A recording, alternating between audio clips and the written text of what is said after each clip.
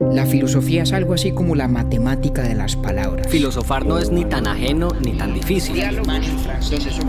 Los modos geométricos, la refutación. Ahí tengo yo otra pregunta.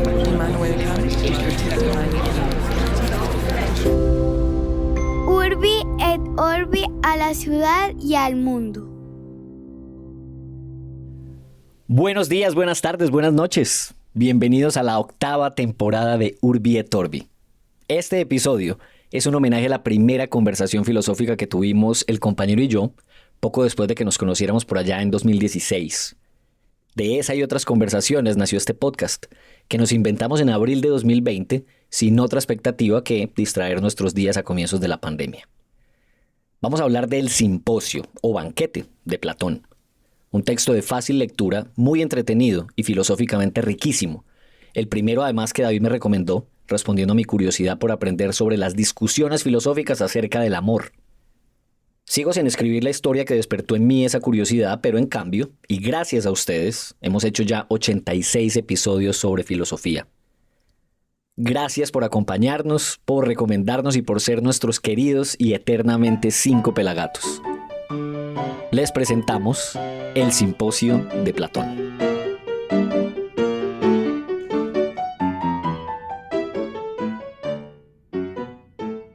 Compañero David Ernesto Zuluaga Martínez. ¡Qué octi! ¿Y ahora por qué me vino a clavar el Diciendo Ernesto? que eso es mentira. No sé. Me imagino que usted se llamará David Ernesto. Usted no tiene nombre compuesto, ¿sí o qué? No, David a secas. Oiga, bienvenido a esta 8ª temporada. Es muy chistoso porque si viera usted los regaños que nos han metido en Instagram. Yo no sé si en el correo electrónico igual, pero en Instagram, hermano, eso es pues que es esta demora, que es esta vagancia, que tienen razón. Pero nosotros no es que estuviéramos pues en una hamaca durmiendo una siesta de 4 meses, que es más o menos lo que nos tardamos en volver, sino todo lo contrario. Tantas ocupaciones del día a día lo que nos impedían que usted y yo nos volviéramos a sentar pues con calma, hacerlo con el entusiasmo que siempre lo hemos hecho desde el principio. Así es. Y por fin de vuelta, qué dicha. Sí, no, ya lo extrañábamos mucho. Sí, yo creo aquí, que sí. Más nosotros que pues sí, yo sí creo. Queridísimos eternamente 5 pelagatos. Pero muy agradecidos pues con quienes nos están esperando y bueno, acá arrancamos otra vez, como siempre es costumbre en Urbi et Orbi, en Grecia, pero hoy es un episodio bastante especial para nosotros y sabe que yo me atrevo a decir incluso que es más especial para mí por una razón muy simple, y es que yo volví a encontrarme con la filosofía cuando lo conocí a usted. Estoy muy romántico hoy. Y nunca había vuelto yo a un texto filosófico desde que salí del colegio. Entonces, por allá en el 2016, tal vez, que fue cuando nos conocimos usted y yo, sí. Una de las primeras preguntas que le hice alrededor de la filosofía era si existía algún texto que hablara sobre el amor. Y en ese momento era porque estaba pensando en una historia de ficción y yo no tenía tan claro que el concepto de amor platónico realmente existiera. Parecía muy evidente, pero pues yo no sabía ni de qué iba, y peor aún, si de verdad Platón lo había dicho en algún momento. Además, porque nosotros en Colombia un poquito mal entendemos el tema del amor platónico y pensamos que es el sentimiento de admiración, deseo incluso, ganas que le puede profesar uno a una persona famosa, entonces que la hace inalcanzable. Es decir, que ahí como que había varias confusiones, y entonces usted me dijo, por supuesto que existe un texto, y ese texto se llama El Simposio, y es 83 episodios después, 5 años después, que decimos, hombre, ¿cómo no le hacemos un homenaje a esa primera conversación nuestra y hacemos un episodio pues sobre el Simposio de Platón? Así es.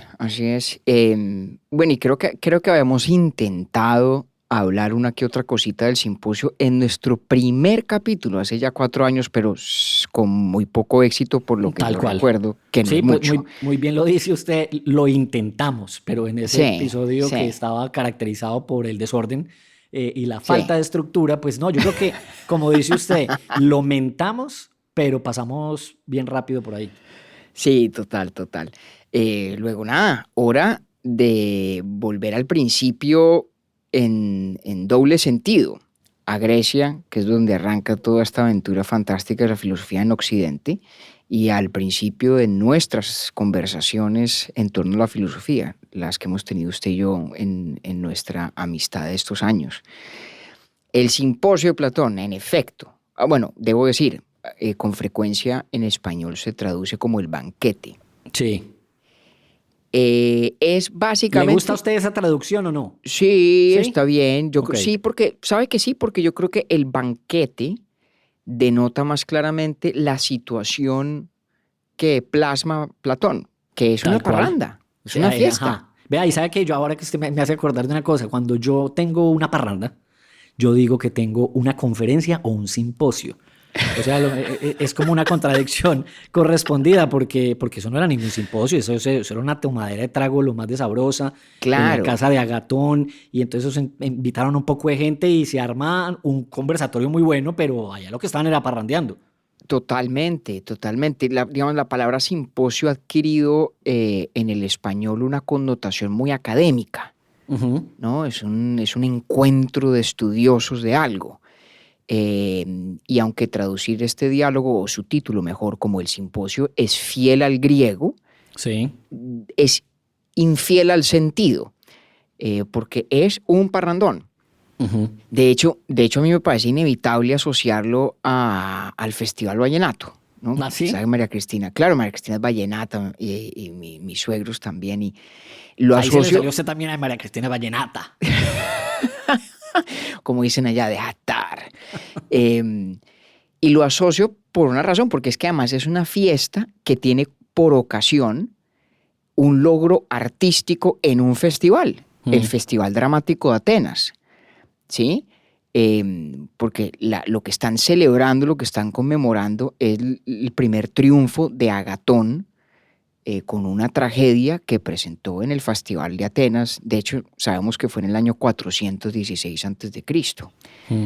Entonces es una gran fiesta que es una celebración de un logro artístico y una fiesta donde uno de los temas más recurrentes es el trago, ¿no?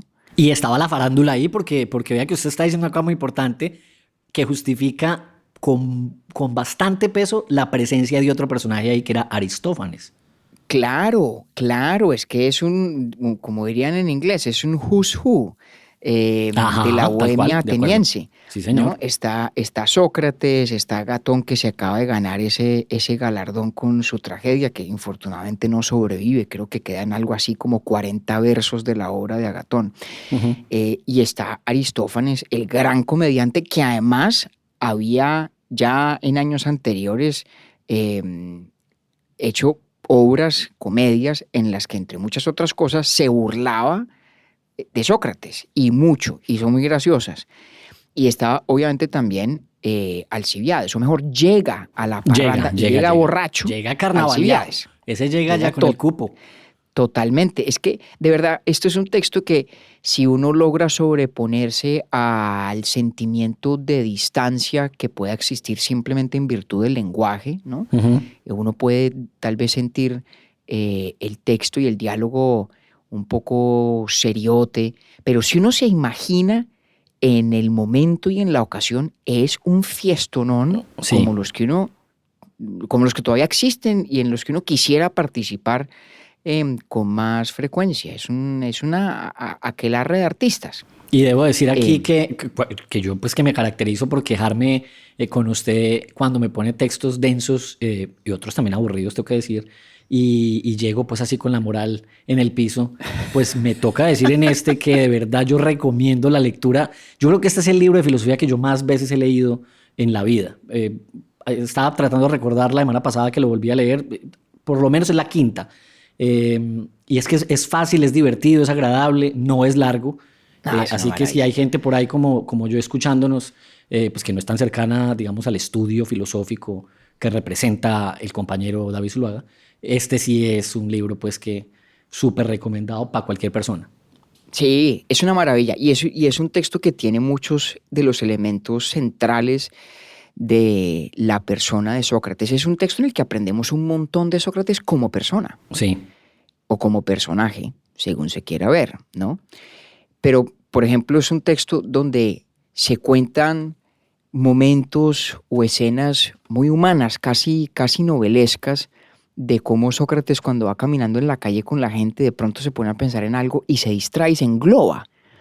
Y entonces empieza a caminar más despacio y se va quedando. Y se va quedando.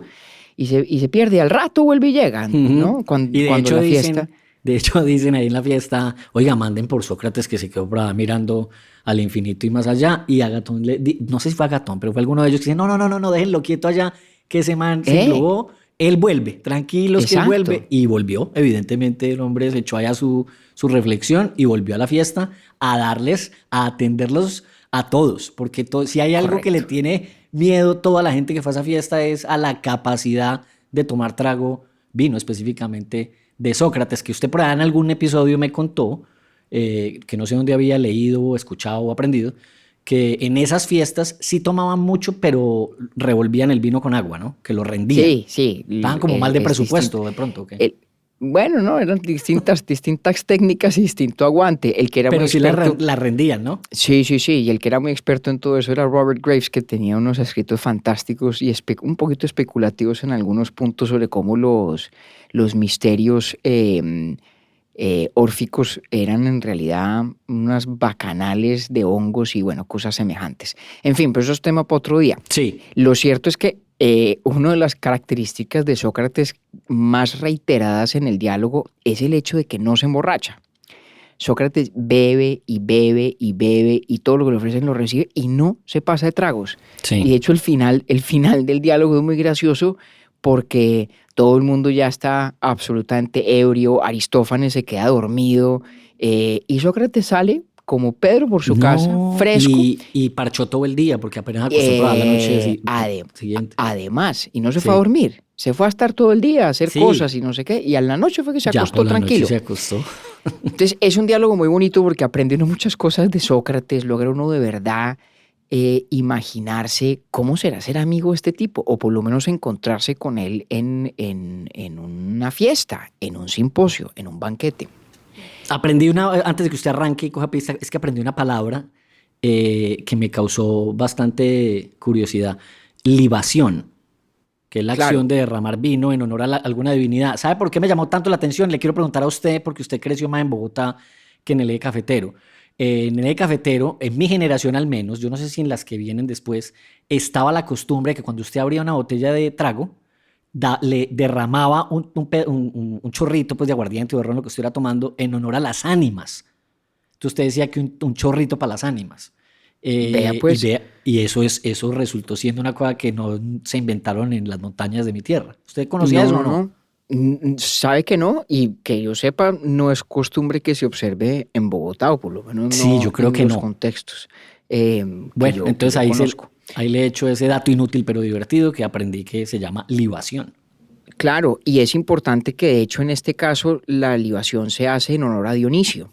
Uh-huh. Eso es muy importante. Este es un diálogo que tiene una relación estrecha e importante en mi concepto con Nietzsche, ¿no? Con el nacimiento de la tragedia. Con el nacimiento de la tragedia. Sí, señor. No que nos vayamos a ir de entero por la rama nietzscheana del asunto, pero sí lo hacen en honor a Dionisio. No es accidental, ¿no? Lo hacen en honor a Así es. Dionisio. Es un diálogo que celebra la tragedia, es un diálogo donde la ebriedad juega un rol importante y es un diálogo ostensiblemente sobre el amor, ¿no? Porque lo que ocurre es que están allá todos sentados celebrando el triunfo de Agatón Uh-huh. y en un momento dado deciden tomar turnos para cada uno de los asistentes, o al menos los asistentes principales de quienes tenemos registro en el diálogo mismo, Sí. para cada uno echarse un discurso acerca de, y sobre todo en honor a el amor. Y ahí hay unas ideas muy importantes. Yo creo que el de todos los discursos, curiosamente, el que más impacto ha tenido en la tradición literaria y yo creo que en la memoria de muchos lectores es el de Aristófanes. Uh-huh. Creo que ese discurso, algo dijimos de él en ese vetusto primer capítulo de Urbi et Orbi. Es un discurso muy bonito porque Aristófanes lo que propone es una especie de genealogía de la experiencia del amor en los seres humanos. Y su tesis, en resumidas cuentas, es que cuando los dioses crearon a los seres humanos, los crearon como esferas completas y perfectas. Y los seres humanos en algún momento digamos, se sintieron a la par de los dioses. De los dioses y los desafiaron y todo, ¿no? Exactamente, exactamente. La típica historia del orgullo, de la vanidad desmedida de los hombres, que era tan importante para los griegos, ¿no? Sí. Siempre trazar esos límites de que una cosa es una cosa, otra cosa es otra cosa, y los dioses no están a la par, o mejor, no estamos nosotros a la par con ellos. Total que los dioses, en castigo, lo que hacen es que parten a los seres humanos en dos. Ujú. No los matan, no los aniquilan, por una razón muy, muy singular, y es que finalmente necesitan que alguien pues les rinda pleitesía, reverencia, que alguien les tenga miedo, que alguien, para decirlo de manera anacrónica, para que alguien rece, ¿sí? Y entre en diálogo con ellos. La vida de los dioses griegos, pues muy poco sentido tendría también si no hubiera humanos. De acuerdo. Entonces, guardando ese límite de no deshacerse los humanos por completo, lo que hacen es los castigan al ser seres incompletos.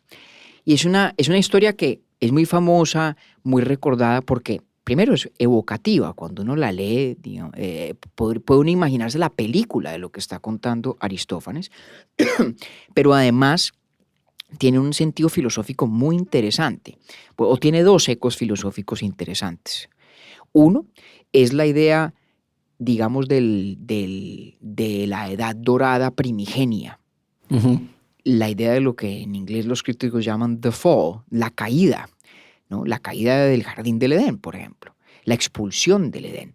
Sí. La noción de que hubo un momento primero, previo a la transgresión de los seres humanos en contra de lo divino, en el cual nuestra condición vital era perfecta, completa, ideal. Esa es una idea muy importante, antiquísima, y que tiene enorme influencia sobre el pensamiento humano. La noción de que somos seres caídos, somos seres venidos a menos respecto de nuestra condición primigenia. Y normalmente venidos a menos fruto de un desencuentro con la divinidad en la que se nos notifica nuestra inferioridad, ¿no? Esa es una idea que tiene mucho eco y mucha resonancia. Y una segunda idea que también lo tiene es la noción de que el amor nace de la carencia. Porque Sí. entonces toda esa historia que cuenta Aristófanes está orientada a decirle a uno, mire, el fenómeno del amor en la vida de los seres humanos es la perpetua búsqueda de esa literal otra mitad del Claro. estado primigenio. Es decir, que amar tiene su origen en el carecer. Eso es muy importante. Y en la falta, sí. En la ausencia de algo, en la carencia de algo. Una idea que, de hecho, es bien, bien importante, por ejemplo, en el pensamiento de Jean-Paul Sartre, en el existencialismo del siglo XX. Esto solamente para darle a usted una pista de cómo estas nociones van haciendo tránsito, curso, a lo largo de los siglos y siguen con nosotros. O sea, ahí está el discurso de Aristófanes, ¿no? Sí. Que es una berraquera. Y como le digo, muy memorable, tal vez el más para la mayoría de los lectores. Pero otra cosa que es muy, muy importante en este diálogo, fuera de esto que hemos ido contando, la manera como representa el espacio celebratorio, la manera como se vincula la filosofía con el diálogo y la conversación, con el ocio, también muy importante. Sí. Toda esta mención del alcohol, el elemento dramático de juerga en el que llega de repente el general Alcibíades, como decíamos, borracho, a increpar a Sócrates. Todo eso también nos recuerda que esta discusión filosófica profunda, espléndida, alrededor del amor, se da en el ámbito del ocio por excelencia, Ujú. en la parranda. Y ahí hay un maridaje entre la conversación, la amistad, la filosofía y el ocio, que a mí nunca dejará de provocarme, porque me encanta. Y me parece que es un vínculo muy claro en la construcción total del diálogo, no solo en su contenido filosófico, sino en su dimensión literaria. En la edición que yo leí, perdón compañero, lo interrumpo, pero tiene que ver con eso. Había no sé si las tienen todas, usted ya me lo dirá, pero en la que yo leí, luego había como una especie, no era un epílogo, sino más bien como una explicación posterior después de que se termina el texto platónico, y decía precisamente eso, que por varias fuentes antiguas se cuenta que después pues que en un banquete, después de que servían la comida, y pues comía todo el mundo, limpiaban las mesas, las retiraban, le daban coronas a los invitados, se hacía la libación esta que yo le contaba ahorita, y se arrancaba pues ahí sí ya con lo que arrancaron ellos, que fue cada uno haciendo un encomio al amor. Es una tertulia. Ajá. Es una tertulia de las buenas, de las y larga, sabrosas. o sea, eso es con tiempo, con paciencia, sin afán. Exactamente, exactamente. Y yo creo que no es accidental a la hora de transmitirnos Platón el ambiente, el pathos de este momento, el que el diálogo mismo tenga tantas referencias literarias y poéticas tan bellas. Está lleno de citas y referencias a Homero, algo parecido. Y de hecho tiene una que yo creo, no lo puedo asegurar a ciencia cierta, que es una alusión a Píndaro. Porque hay un pasaje específico donde Sócrates dice que dice más o menos: mi propia sabiduría vale por muy poco, apenas es la sombra de un sueño, que es uno de los versos más memorables de Píndaro, ¿no? Que dice que el ser humano es el sueño de una sombra. Es la inversión de esa ecuación. Es un diálogo muy bello, muy, muy poéticamente rico. Y que además tiene unos juegos literarios exquisitos. Uh-huh. Usted y yo hemos hablado muchas eso veces. Es una berraquera. Cómo juega con los personajes, porque es que además lo que uno está leyendo es el cuento del que le contó, el que le contó, el que le contó. Para allá iba yo, oiga, usted ya me conoce muy bien, ya, sí, claro. ya volví precio. No, pero es que le voy a decir por qué, porque usted y yo tenemos ese mismo gusto en la lectura. A nosotros nos pasan un texto que juega con tiempos, con personajes, que nos pasea por dimensiones de alguna manera distintas y ahí nos tienen enganchados. Y esto es eso, pero hágale usted, que yo sé que usted lo puede hacer más ordenadamente que yo. Pues es que es un laberinto de voces. Uh-huh. Es un laberinto de voces. En ese sentido, me parece que hay una afinidad, por lo menos para usted o para mí como lectores, con Borges, por ejemplo, que tiene también esos juegos casi de acertijo.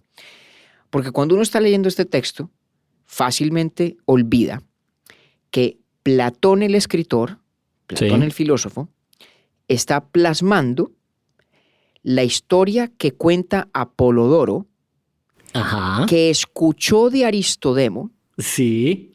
¿Cierto? ¿No? Sí, Aristodemo era el que estaba en la fiesta. Exacto, porque además Apolodoro, eso fue una época distinta cuando le preguntaban. Entonces el man dice, oye, ¿usted cómo me va a preguntar a mí si yo estuve en el banquete si eso fue hace mucho tiempo? El que estuvo fue Aristodemo. Entonces hágale, sígale usted ahí. Siga ahí que yo ahí metiendo la cucharada.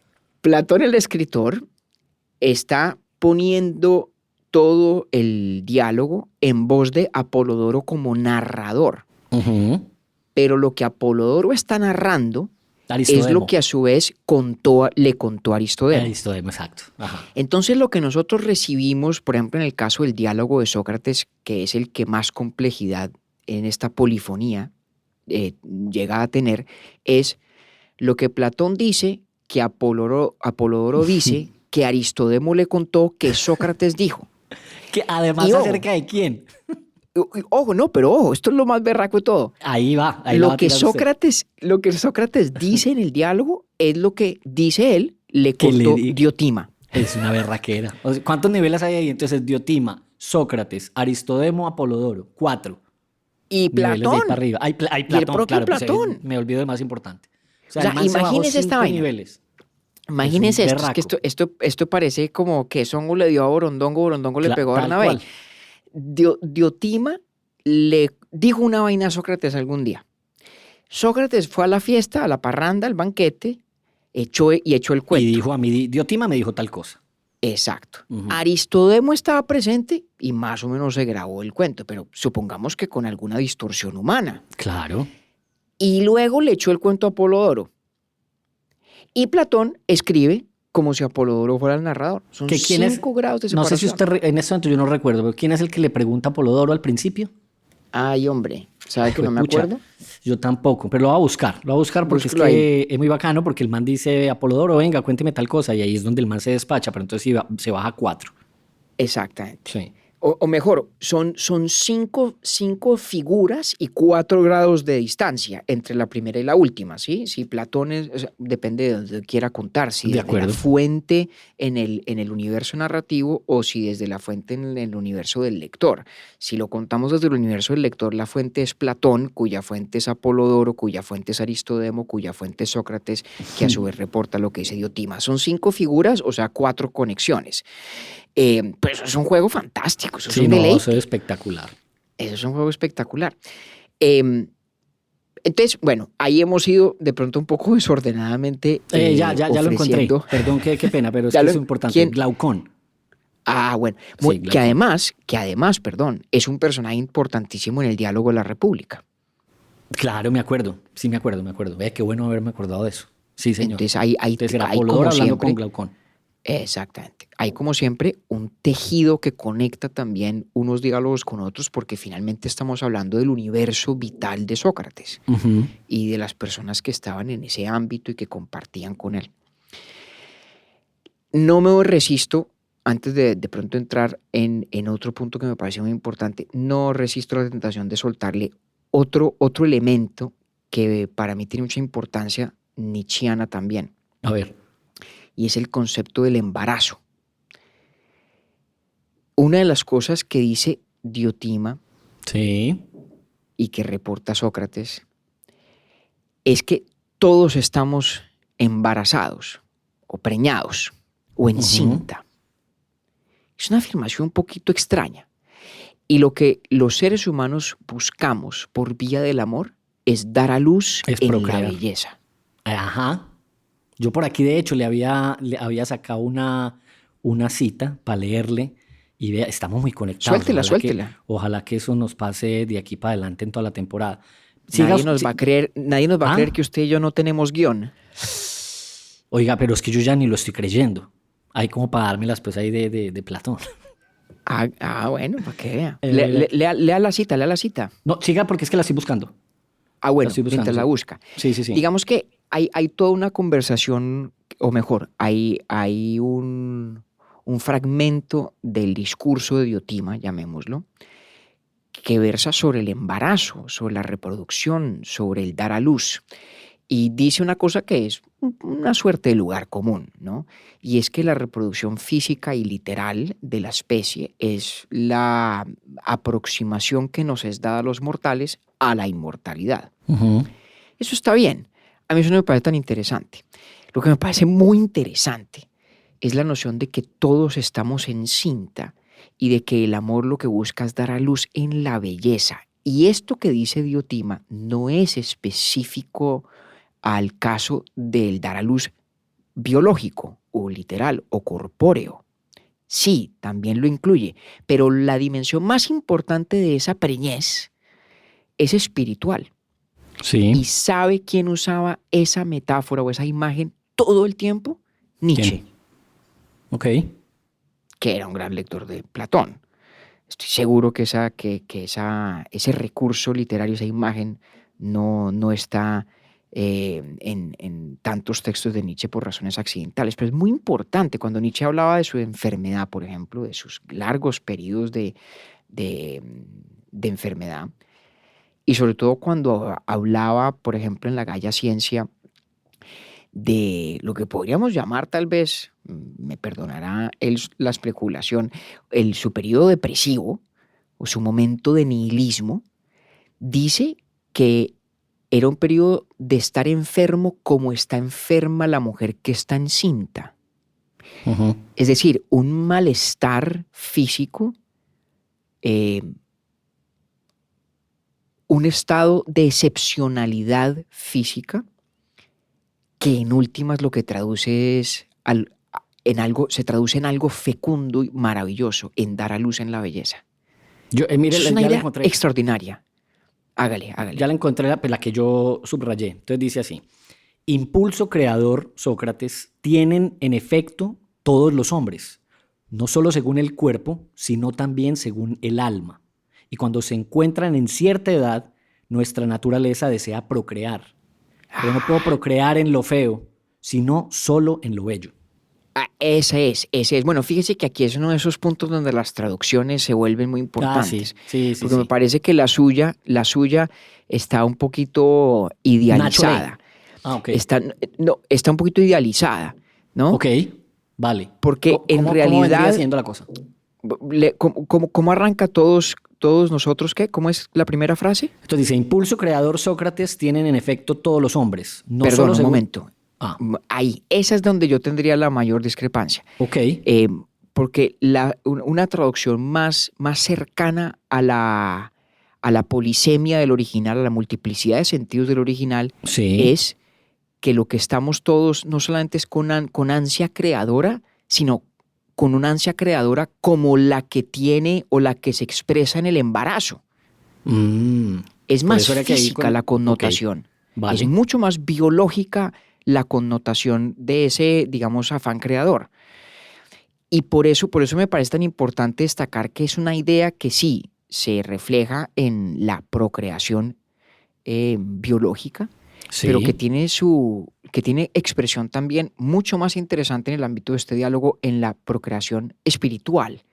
Es decir, en el dar a luz ideas, nociones, pensamientos y en que se infecten, en el sentido de contagiar a otros. Ujú.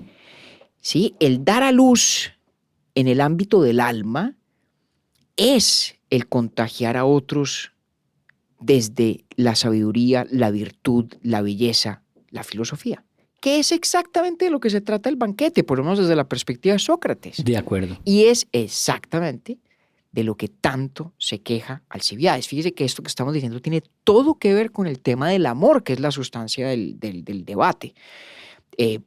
Entre otras cosas, porque la mayoría de los discursos, ya hablamos un poquito del de Alcibiades, pero la mayoría de los discursos, incluyendo el de Fedro, al principio, por ejemplo, Sí. hace énfasis en el hecho de que las relaciones eróticas, en el sentido más amplio de la palabra, tienen su máxima justificación en la dimensión no sexual, sino espiritual. Así es. Aun cuando o todos intelectual. conciben, por ejemplo, la existencia o la razón de ser de Eros de maneras distintas, sí Claro. coinciden en aquello que usted acaba de mencionar. Claro, y no es una negación de la dimensión sexual del amor. Y seamos claros que cuando están hablando de amor en este caso, están hablando en casi todos estos discursos, sobre todo de las relaciones homoeróticas entre hombres mayores y hombres más jóvenes que eran tan comunes en la Grecia antigua, sobre todo en Atenas. Sí. No se trata de negar o de superar la dimensión sexual, se trata de señalar que su razón de ser, su valor, en últimas estriba en el contacto intelectual y espiritual que se produce entre quienes se aman. Sí. Entonces, Fedro dice, mire, ¿por qué es tan valiosa esta institución nuestra de ese tipo de relaciones homoeróticas como por ejemplo la que tenían Aquiles y Patroclo? ¿Por qué es tan importante esa institución? Porque así es como los jóvenes aprenden a sentir vergüenza ante lo que merece que sintamos vergüenza y aprenden a enorgullecerse de cara a aquello que merece que nos enorgullezcamos. Es decir, es una escuela moral, es una escuela ética, es una escuela de sabiduría y de filosofía, el encuentro amoroso con otra persona. Ujú. ¿Qué tiene que ver esto con la idea pues, del embarazo, de la preñez o del dar a luz en la belleza en Diotima? Pues todo, porque es la reproducción, es decir, la extensión en el tiempo y en el espacio de lo bello, de lo bueno, de lo verdadero y de la sabiduría que se da por el contacto de las almas, que se da a través de la amistad, que se da a través de todas las distintas formas del amor que efectivamente trascenden su dimensión meramente corpórea. Y eso todo lo lleva a Sócrates a un argumento muy interesante y muy elaborado, donde dice, mire, si nosotros nos sentamos a pensar qué es el amor, ¿cierto? Pues de entrada es claro que solo se ama aquello de lo que no carece. Más o menos concede un poco la tesis implícita en el mito de Aristófanes, ¿cierto? Sí. Yo amo aquello que no tengo. Cuando amo lo que tengo, en el fondo lo que estoy es expresando mi añoranza de seguir teniéndolo de cara a la incertidumbre del futuro. De acuerdo. De una forma u otra, el objeto amado es un objeto del que se carece o respecto del cual hay riesgo de que se carezca en el futuro. Ujú. ¿Ya? Eso es muy bonito porque además lo ponen en contraposición con un ejemplo práctico bastante sencillo. Entonces dicen, por ejemplo, nadie que sea alto desea ser alto, o nadie que sea apuesto desea ser apuesto, Correcto, porque correcto. pues Pero ya porque lo ya tiene. se es. Claro, ya Ya lo se es. es. Nadie va a Ya dejar de se ser es. alto mañana, Exactamente. mientras que usted sí puede dejar de tener el amor mañana, o la fortuna Exactamente. mañana. Exactamente. Entonces, el deseo, o mejor, el amor va dirigido a objetos, y cuando digo objeto, obviamente eso incluye personas. Digo objeto en el sentido lógico.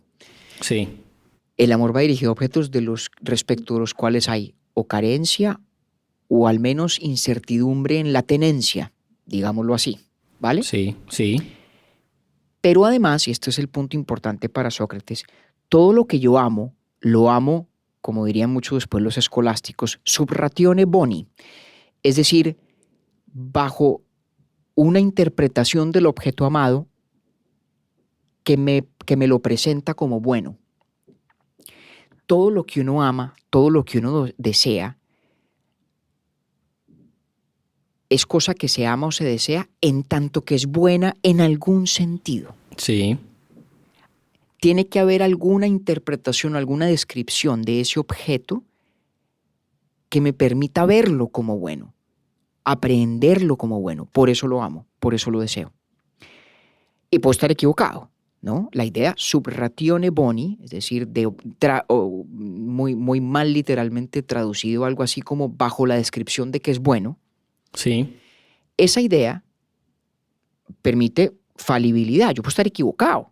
Yo puedo claro, amar o desear algo viéndolo como bueno en un sentido u otro y estar equivocado. de Y que acuerdo. el objeto no sea bueno o no Sí, sea bueno en ese sentido, ¿correcto? sí, Pero Sócrates aquí pone el dedo en, digamos, una llaga lógica muy importante.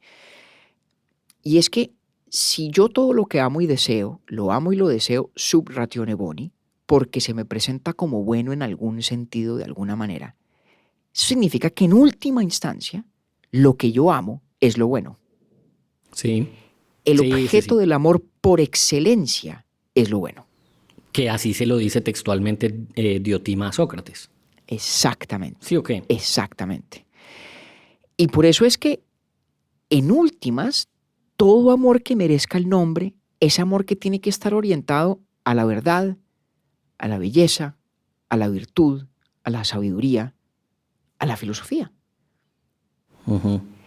El amor y la filosofía están muy cerca, están muy, muy cerca. Y fíjese cómo entonces, mejor dicho, vamos a hacer aquí un En el calentado con caso una de María cantidad. Cristina es la misma persona, prácticamente. No, pues total, total. María Cristina se me presenta a mí sub ratione boni y más, y No, creo pero que no faliblemente. muy lindo eso, pero yo le estaba haciendo era un chiste a usted, que a María Cristina el amor y la filosofía se le representa no muy cercanos, sino en la misma persona. Sí, correcto, están encarnados conjuntamente en mí. Sí. Espero yo, pues, ¿qué tal? Hagan el favor el delusion of grandeur mío. Bueno, mejor, dejémoslo hasta ahí, para no meter las patas. No sé cómo, venga, volvamos. La traducción a mí me la tiró así, Diotima a Sócrates. El amor es, en resumen, el deseo de poseer siempre el bien. ¿Está bien eso? Exactamente, sí, Ok. pero eso no es obvio, eso no es obvio. No, por supuesto que no. Cualquier persona dice un momento, Pues eso no es verdad, se han despachado ¿no? varios discursos para llegar a ese punto. Claro, y es importante entender la no obviedad de esa afirmación, porque uno ama cosas concretas o personas concretas, o desea Ujú. cosas concretas y ama personas concretas, o a seres concretos. Y uno no va por el mundo amando lo bueno, o amando la bondad tan en abstracto, ¿no? Lo que está queriendo señalar Sócrates podríamos traducirlo de la siguiente manera. Cualquier persona que ama está lógicamente casada con la tesis de que lo único que merece ser amado es lo que es bueno en tanto que es bueno. Ujú. Es decir, que el objeto máximo y último del amor es lo bueno. Es como Sócrates obligándonos a reconocer que en nuestras propias prácticas hay implícito un compromiso lógico. Y es un compromiso lógico que termina, como decía hace un segundo, vinculando muy estrechamente a la filosofía y al amor.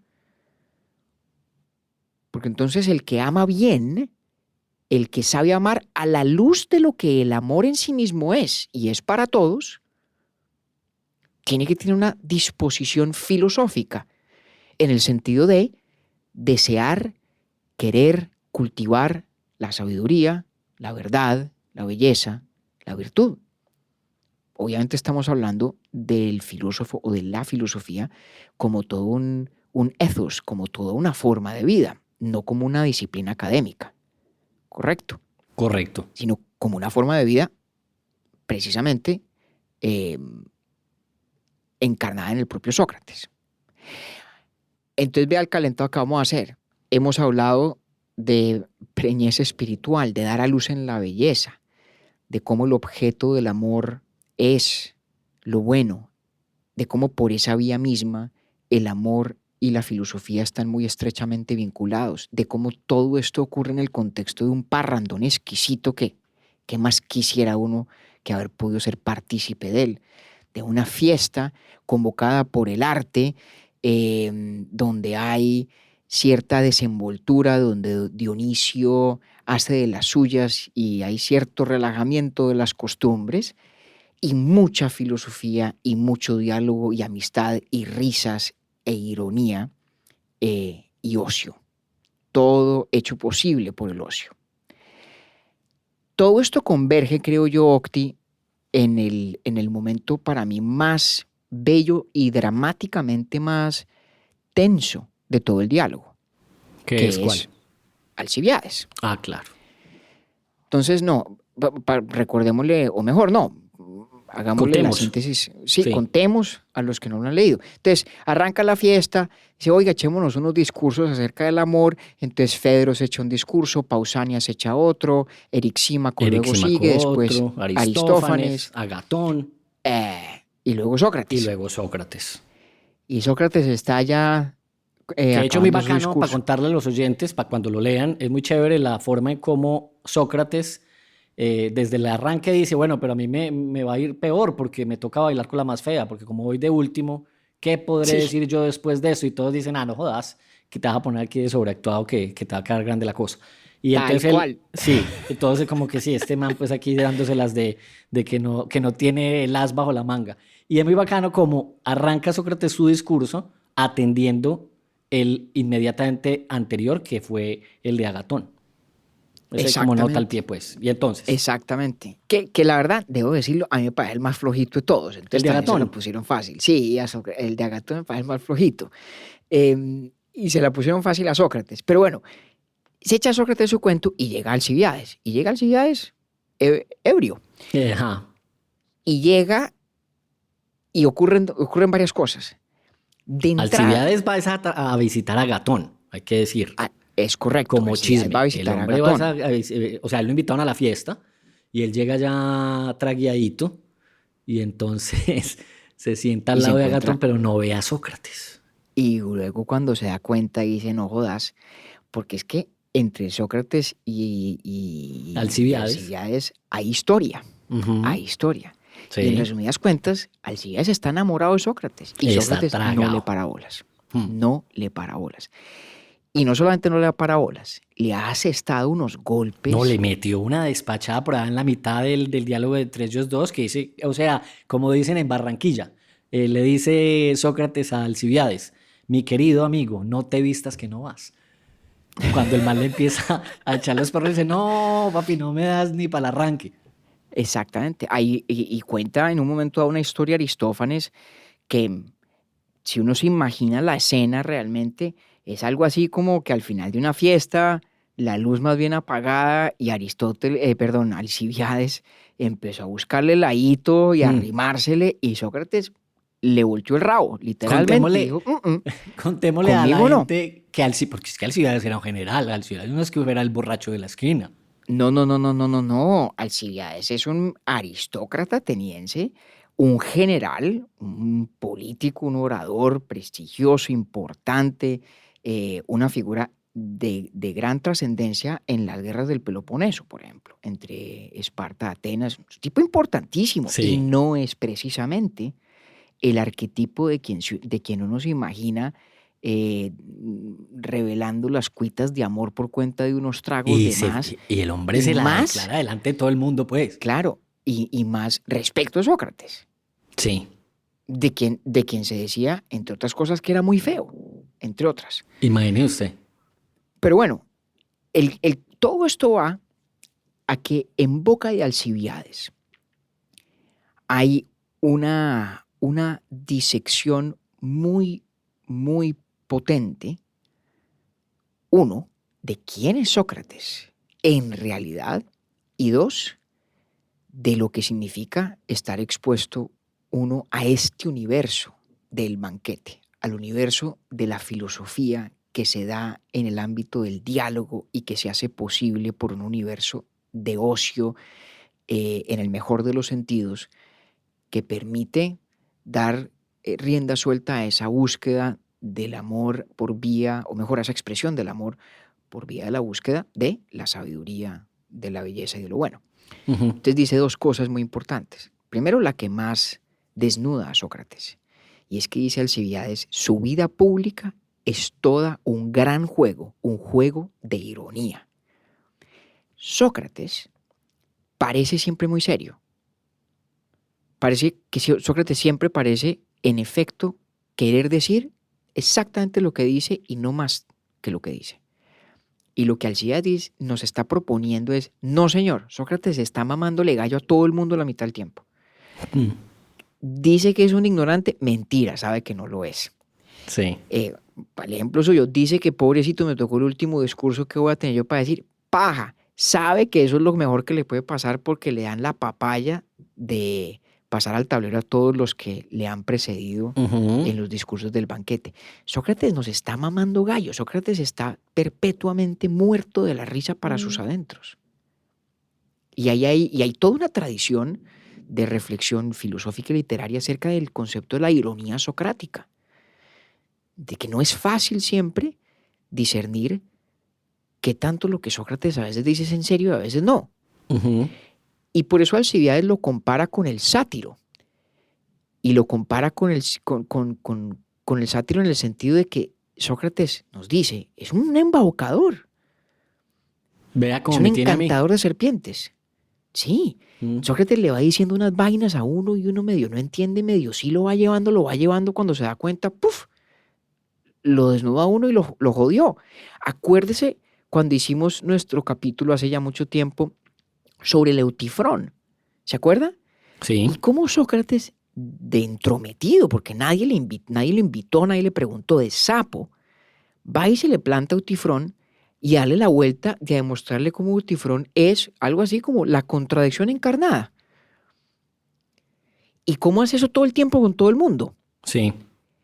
Y Alcibiades es de los personajes que más claramente nos dice, oiga, qué tóxico, como diría mi abuela, este Sócrates. Yo, de hecho, creo que una de las formas de leer Alcibiades en el banquete o en el simposio es como una especie de versión destilada de la Atenas que condenó a Sócrates a la cicuta en el año 399 a.C.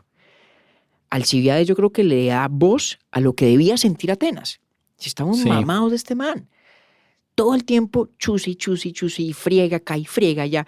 Dice que no tiene respuesta a nada y que lo único que está haciendo es inocentemente ayudarnos a encontrar la sabiduría, cuando en el fondo lo que está haciendo es hacernos quedar como unos pendejos y forzándonos, obligándonos a darnos cuenta y a tener que combatir con los propios vacíos y contradicciones de nuestra forma de vivir y de ver el mundo.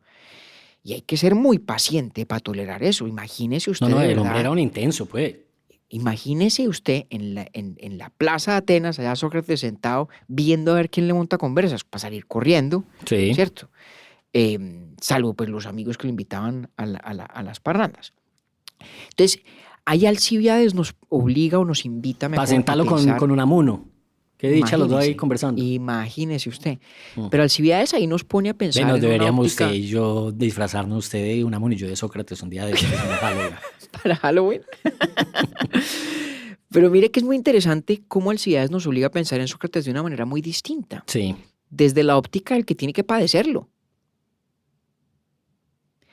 Pero, y aquí es donde está el segundo gran elemento, Octi, Alcibiades no puede desconocer que lo que Sócrates está haciendo no solamente es de enorme poder, sino que tiene efectos irreversibles en los demás.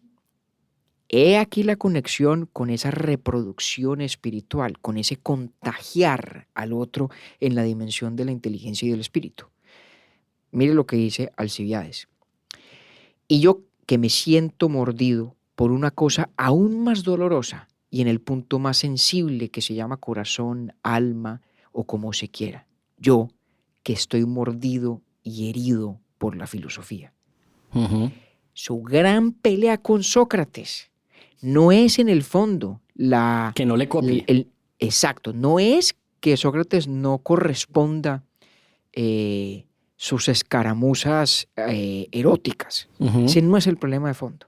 El problema es que Sócrates, con su palabra, con su diálogo, con su conversación, ha mordido, ha herido el corazón, el alma de Alcibiades y lo ha envenenado con la filosofía. Ya, qué hermoso eso.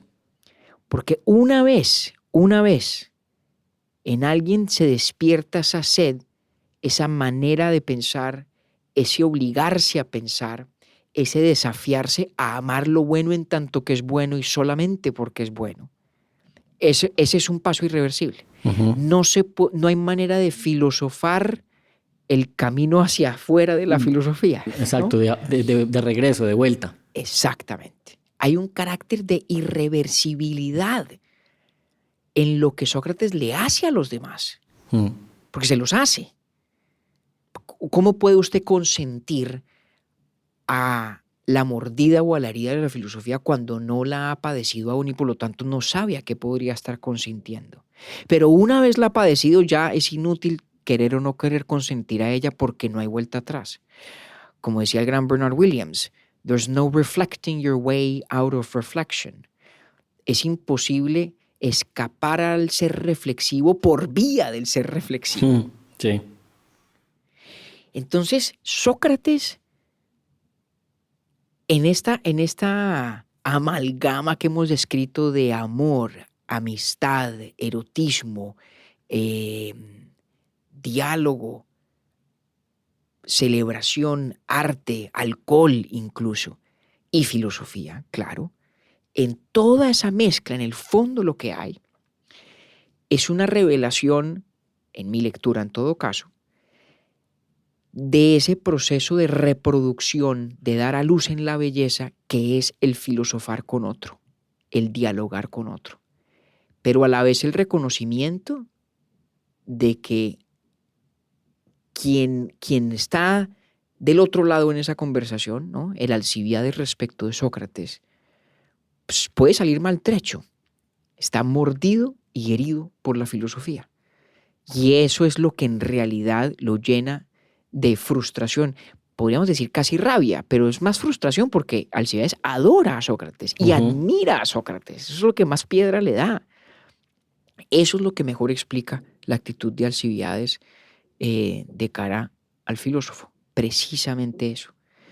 Esa es tal vez la gran ironía, la gran macroironía de Sócrates. Óigame, yo no sé nada. Yo solamente estoy haciendo preguntas inocentes. A mí lo único que me dijo el oráculo de Delfos es que me conociera a mí mismo. Y yo simplemente voy por el mundo conversando, haciendo preguntas, cuando en el fondo Sócrates sabe que lo que está haciendo es insertando la ponzoña de la filosofía que muerde y hiere el alma, el corazón de los Alcibiades del mundo.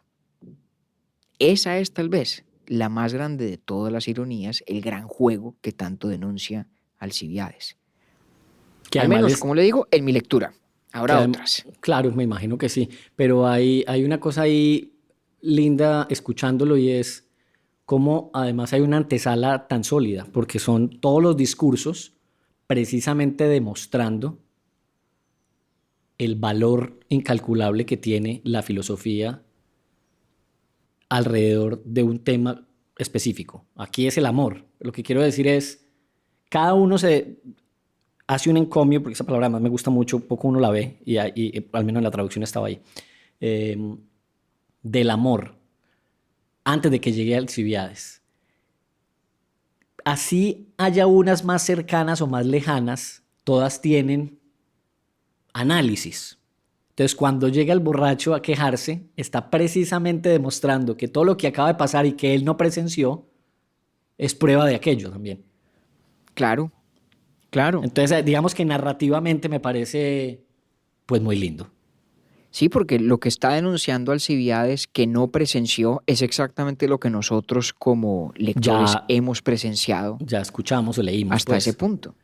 Que Sócrates, dándole la vuelta con la palabra, con el diálogo, a lo que piensan los demás y llevándolos, conduciéndolos como un sátiro embaucador a, a una perspectiva diferente y marcadamente filosófica acerca del amor.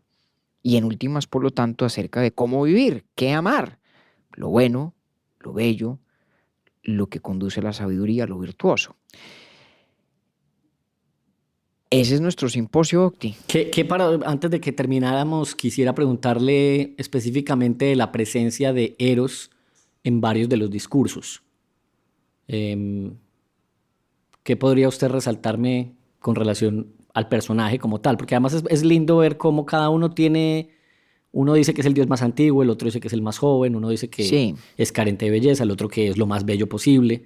Entonces muchos juegan con eso, hasta que pues obviamente Sócrates cierra con broche de oro, pero me gusta mucho la presencia diferenciada del dios Eros ahí, que de hecho hay uno, no me acuerdo quién es, que dice que ni siquiera Eros es un dios, sino un demon. sí, un Ah, daimón. sí. Pues hombre, yo creo que es una de esas características del, del momento mitológico, o mejor, del momento de reflexión de este punto de la historia en el cual el mito es un recurso tan importante para transmitir o plasmar ideas. Y el amor, o sea, el aludir a Eros es esencialmente una forma de hablar del amor por interpuesta persona, Ujú. por vía de la expresión a manera de divinidad, de deidad, de el amor. Pero fíjese que en todos esos casos, teorizar sobre Eros como Dios, en últimas, tiene sentido, tiene valor en virtud de lo que ello explica o aclara acerca de la experiencia humana del amor y del amar. Entonces yo creo que es en esencia un recurso literario, Ujú. un recurso literario de utilizar la tradición mitológica, la tradición artística, la tradición literaria, para elaborar y de golpe darle máxima concreción a estas ideas. Porque Chévere. es importante discutir si Eros es bueno o no es bueno, o es bonito o no es bonito, o es joven o es viejo, porque de ahí se desprende al menos una asociación con la experiencia de amar o del amor en el ámbito humano. Ujú. Y me parece que además es muy oportuno que así sea y que haya un lugar importante para el mito en un diálogo cuyo punto de partida es el arte, es la celebración de un éxito dramatúrgico. Y obviamente la construcción de la narrativa mitológica es precisamente el quehacer por excelencia de los poetas. ¿Y sabe por Entonces, qué arte y mitología ahí van de la mano. sabe por qué lo pregunté? Porque no en vano, en el discurso de Aristófanes no está presente Eros. Entonces se lo pregunté porque de alguna manera quería inducirlo a una reivindicación de los demás discursos, en donde Eros sí es un Ok, elemento muy ok. presente. Sí. Pues bueno, fíjese, me acaba usted de poner a pensar una cosa. De golpe y paradójicamente, el más mitológico, entre comillas, de todos los discursos, que es el de Aristófanes, es el más naturalista, de hecho, Sí. porque busca explicar la psicología del amor, la fenomenología del amor, la experiencia humana del amor, por vía de una serie de sucesos, de eventos, digamos, entre comillas, naturales. Sí, originados en un intercambio con la divinidad, o mejor, un desencuentro con la divinidad, pero tienen, yo creo que en el marco de esta cosmovisión donde el mito todavía es parte y lo divino todavía es parte de lo natural, mayor poder explicativo, causal incluso, que el que tiene Eros en los otros discursos. Fíjense, ahora que lo Sí. pienso, me parece que de pronto el de Aristófanes es el más naturalista de los discursos acerca del amor, siendo en apariencia, repito, el más mitológico, El más mitológico, total. fantástico. Pues yo no había pensado en eso tampoco, obviamente, y que me gusta esa conclusión que usted saca ahí alrededor de la vaina. Bueno, pues echemos la frase otra vez de Diotima. El amor es, en resumen, el deseo de poseer siempre el bien. Chévere este Sí. episodio. Tengo a alguien... Y de dar a luz en la belleza. Y De dar a eso luz sí. en la Hombre, belleza. qué lástima de cosa no tan haber... bella, ¿no? Qué lástima no haber encontrado yo traducción que así lo mencionara. Es complicado encontrar clásicos bien traducidos. Yo sé que usted me ha recomendado siempre Gredos y fíjese que Sí. yo no sé por qué nunca he encontrado yo el Simposio en Gredos. Gredos es Debe la estar. editorial, pero le cuento que lo he buscado varias veces y no. De hecho, en varias compilaciones de textos platónicos y demás. Pero esa Pues, vale la pena como para que la gente quiera leer, pues no lea la mía, que busque la de Gredos, que eso es la que usted recomendó siempre a la hora de leer clásicos. Le tengo una izada de bandera, antes de que nos vayamos, muy bonita además, porque cuando anunciamos la nueva temporada, entonces por ahí nos escribieron varias personas, pero Natalia Quintero Hernández, que es caleña y vive en Envigado, nos dijo una cosa muy bonita, que somos el Star Wars de la filosofía, pero además muy acertadamente dijo que sabía que el simposio era parte de la génesis de nuestro podcast. Tenía ella mucha razón. Gracias por recordarlo y por eso aquí está izando bandera. Y el dato inútil pero divertido, que nada tiene que ver ni con el amor, ni con la filosofía, ni con nada parecido. De eso se trata el dato inútil pero divertido. Imagine que en Hong Kong existe un autobús cuya ruta es a ninguna parte. Entonces hace un viaje de 5 horas para que la gente pueda dormir. Y está diseñado específicamente para aquellos que no pudieron conciliar el sueño en la noche, entonces que duerman y que se pueden dormir fácilmente en el bus. Entonces pues ahí tienen una ruta que no va a ninguna parte. vea pues, oiga, qué buen cuento. Esa es patrocinada por mi amiga Verónica Trujillo, Espectacular. que le agradezco el dato y me di cuenta que a ella le gustan tanto los datos inútiles pero divertidos como a mí, y entonces yo creo que se va a volver una fuente importante para esta temporada. Y me acordé de otro Espectacular. amigo que decía que cuando uno no sabe para dónde va, cualquier bus le sirve. Pues este técnicamente es el que le serviría a la gente. Oiga, compañero, muchas gracias. Está Maravilloso. chévere el arranque, y creo que fuimos no solamente fieles a ese origen de este podcast, sino también, ¿sabe qué sentí? Que la conversación hoy estuvo muy por el estilo de como empezamos por allá hace 5 años, echando cuentos y la vaina. Entonces me rescato eso, me agrada mucho que haya pasado Hombre, en sí. en este episodio propiamente. De vez en cuando cae bien. De vez en Claro cuando que sí. cae Ah, bien. sí, sí, Ya de luego vez en vendrán cuando. los ladrillos de No, costumbre. pero No si me usted coja ya confianza. No, ya usted me tiene el arco completico y por ahí hay una gente, por Dios bendito. Nos vemos en 15 días, compañero. Un abrazo, Octi. Chao. Urbi et Orbi es producido por Bielo Media, con la música original de Felipe Durán, la coordinación general de Camilo Zuluaga y la dirección creativa de María Cristina Pimiento. Agradecemos especialmente a Luchi y Titín por la voz del cabezote y nuestro logo. Nosotros somos David Zuluaga y Octavio Galvis. Feliz día, feliz tarde o feliz noche.